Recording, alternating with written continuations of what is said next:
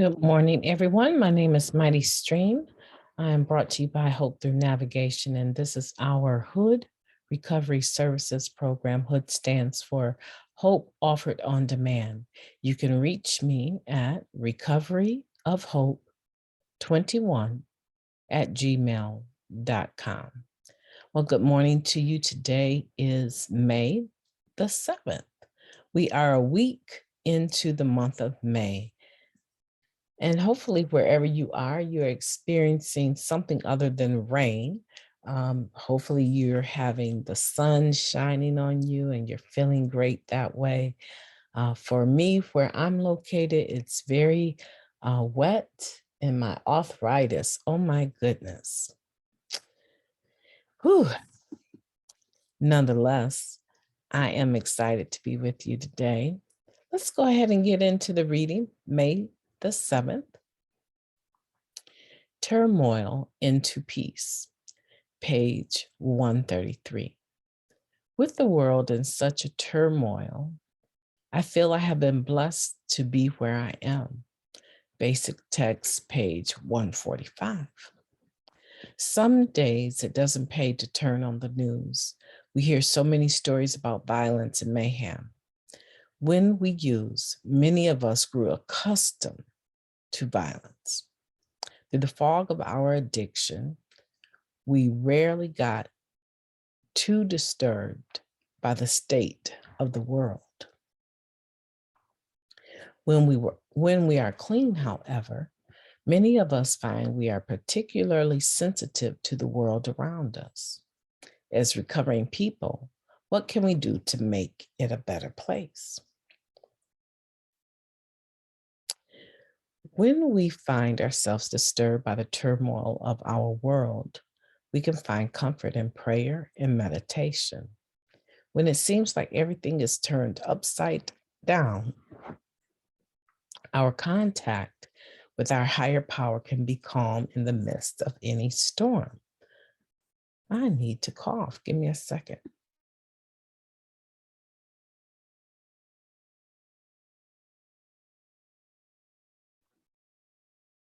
Let me start again on the second paragraph. When we find ourselves disturbed by the turmoil of our world, we find comfort in prayer and meditation. When it seems like everything is turned upside down, our contact with our higher power can be our calm in the midst of any storm. When we are centered on our spiritual path, we can respond to our fears with peace. And by living peaceably ourselves, we invite a spirit of peace to enter our world. As recovering people, we can affect positive change by doing our best to practice the principles of our program. Just for today, I will enhance peace in the world by living, speaking, and acting peacefully in my own life. This is a personal, well, the quote is taken, I believe, from a personal story in the second book of the basic text. And I want to say that this is a very introspective, but not too deeply, right? The common theme in here is that when we were actively using, we really didn't pay a whole lot of attention to what was going on in the world. But now that we're clean, we have these antennas that are up that picks up certain topics or things in the news that we're sensitive to. You know, I'm trying to think for myself, like it's been a long time.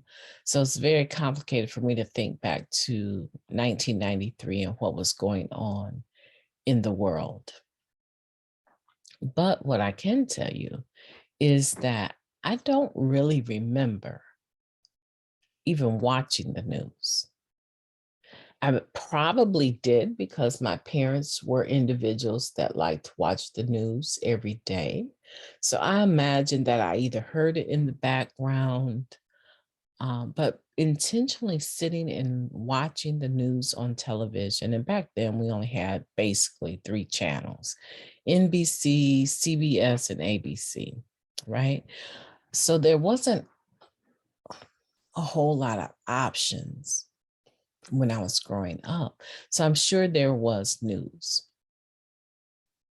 However, I don't remember anything in particular in the news. If I did watch it, I was too busy trying to impress people, right? I was too busy trying to be something that I wasn't. I was too busy in the rat race. The active disease of addiction started taking place in my life. So I really don't remember that. Maybe you're like that, but I do remember. I'll tell you what I do remember.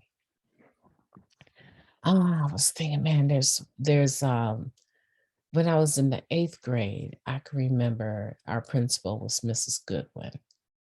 And we were all watching the rocket take off. The spaceship was taking off, and it had one teacher, I want to say, was a part of the group of people that were going into space. I remember that.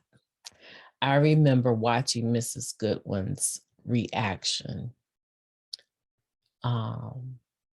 We were all watching it, and as soon as it went up into the air, it blew up, and she ordered the televisions turned off immediately.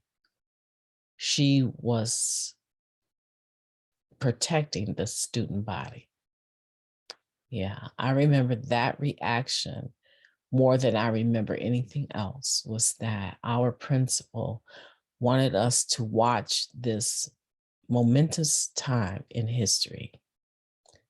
And it went sideways very quickly, and she ordered the televisions turned off immediately. And I said, wow, she's trying to protect us, but we've already seen it. I remember that. And then the next time that I remember something in the news had to do with 9/11. By then I was already, I was already clean and well on my way into recovery. I got here in 93, and this was 2001. And so I was already a different person. I wasn't necessarily a healthy person because, like I said, I really didn't get too serious about changing my life until later. So by 2001, I was very much aware of the world's condition. I became very much aware of terrorists at that time. And I also became aware of how judgmental myself and other people were.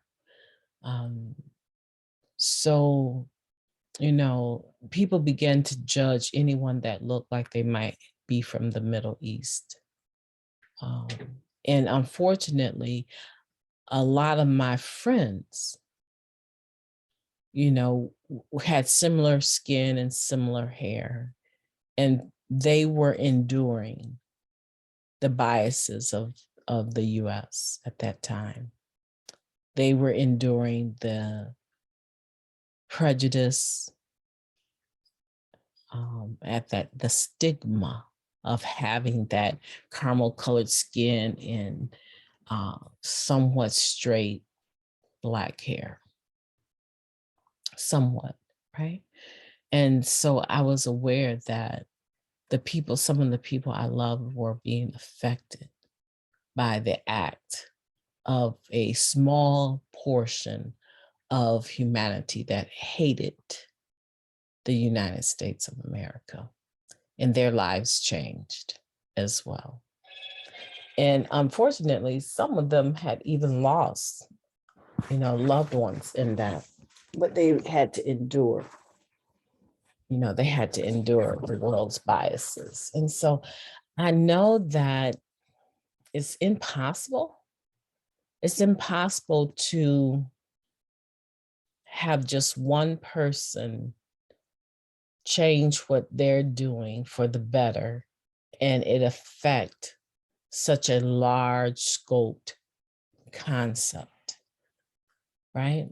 But in this reading today, what is being emphasized, I probably got away from it too fast. In this reading today, what is being emphasized is that now that we are aware of what is going on in the world, can we enhance peace in the world by living and speaking and acting peacefully in our own lives? Can we today just be responsible for our side of the road?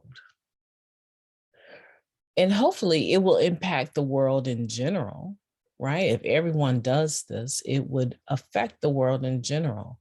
But instead of worrying about the whole world in general, right? Instead of being concerned about how bad things are getting, and things are getting pretty bad, right?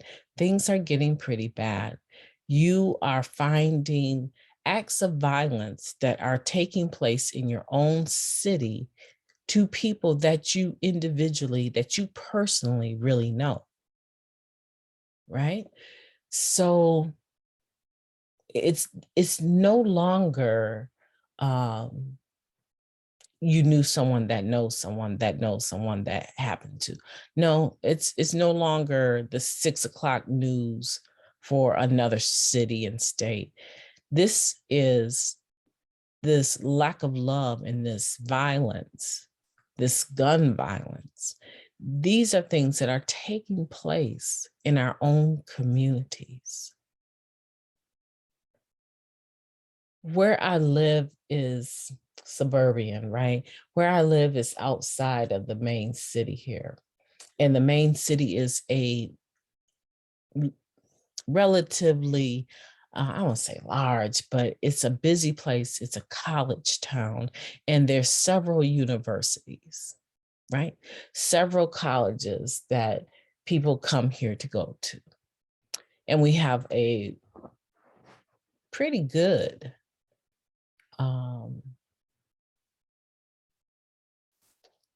medical school.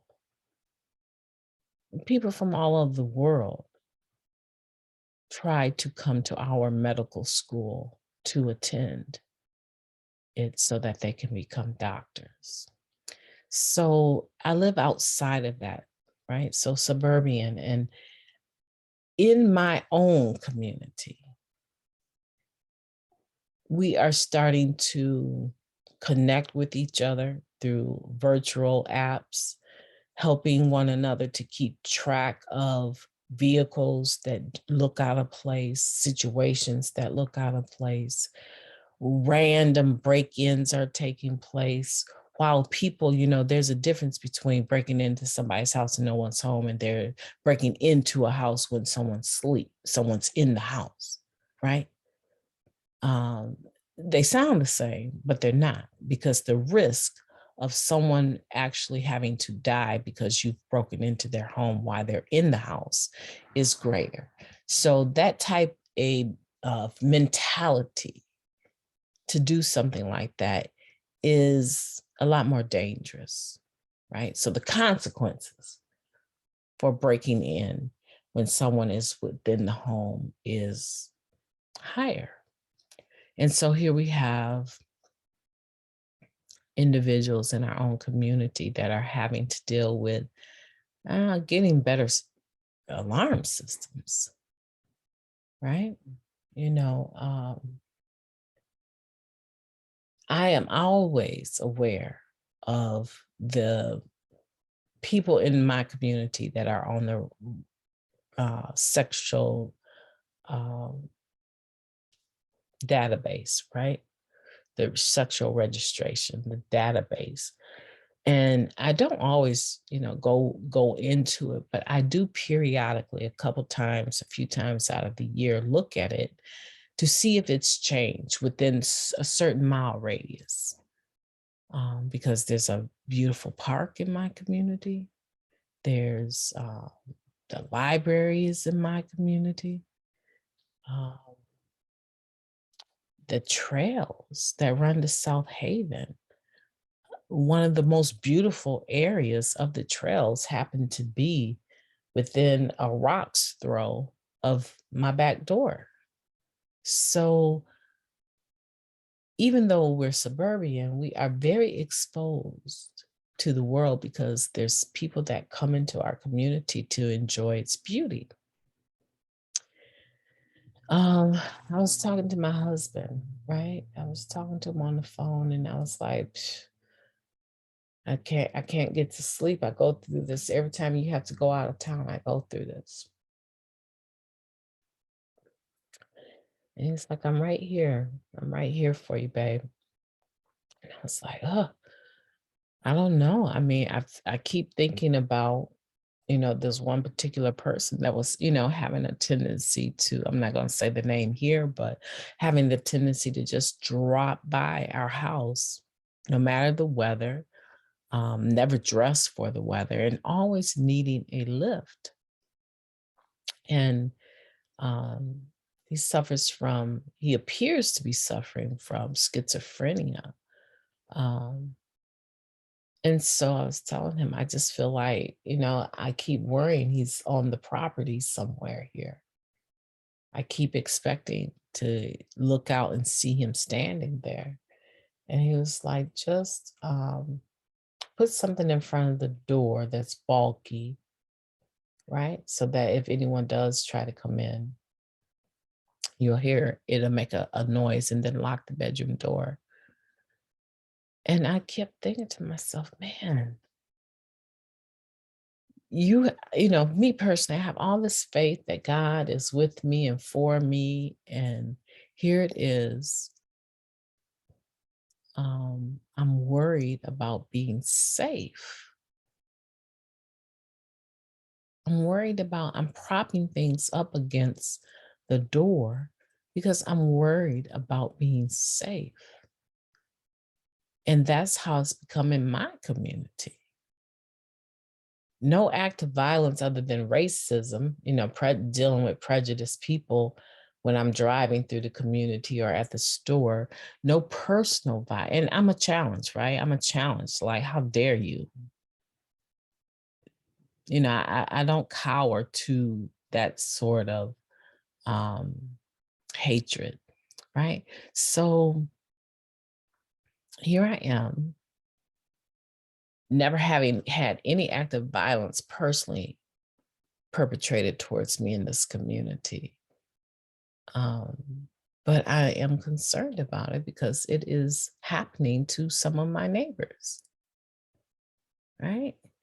It's just a matter of time before they notice that I'm the one family of color in the community, right? Who, if they're new, right? It's just a matter of time that I could basically become a target, especially with the season that we're living in. And so, how do I make sense of having faith in God in everything, even in that? And it just really disturbed me. I'm singing worship songs and calming my nerves. And I was like, you know what, Lord? If you don't protect me, I won't be protected. Right? I turned the lights out and I went to sleep. I didn't get much sleep, but I went to sleep and I slept very sound during that time when I made up my mind to completely turn that over. I can only change what I can change. You can only change what you can change. And those things that you can change in a positive way, those are your contribution to making this world a better place. And that's what I want for you to do today. I want for you, almost dropped my whole computer, guys. I want for you to be able to say that I'm able to turn my own personal turmoil into peace. I'm able to have a say by focusing on my side of the street, how I handle situations, what I bring to the table. It's been good to be with you. I don't want to beat the dead horse. It's a very simple topic and one that I believe in and want to challenge you to take seriously, especially now that we're in this season where it's almost like, you know how we used to say, it doesn't take anything to give someone a smile, right? It's almost so common to be hateful that you really almost become an irritation if you're in a good mood. People expect for people to be hateful. People expect for people to be self-consumed. And that's why when we see acts of kindness, we're starting to see them on the news. People are sharing acts of kindness because it's so random. We don't really get to see that. But it is taking place. It is taking place. My computer just reminded me that Mother's Day is tomorrow. I hate it when Mother's Day falls on the 8th. I really do. It causes some schisms. Oh, right. So the point back to topic is that whatever you bring to the table, let it be great. Let it be peaceful. Let it be joyful. Let it be helpful. And watch how you individually thrive off of that. It makes you feel better. It really does. So I challenge you to do that today. All right. It's good to be with you. I look forward to being with you tomorrow. And happy Mother's Day to all the dads out there raising your kids and to all the moms out there. Happy Mother's Day in advance. I hope that you're surrounded with love during Mother's Day, in general, every day, but especially on Mother's Day. Talk to you tomorrow.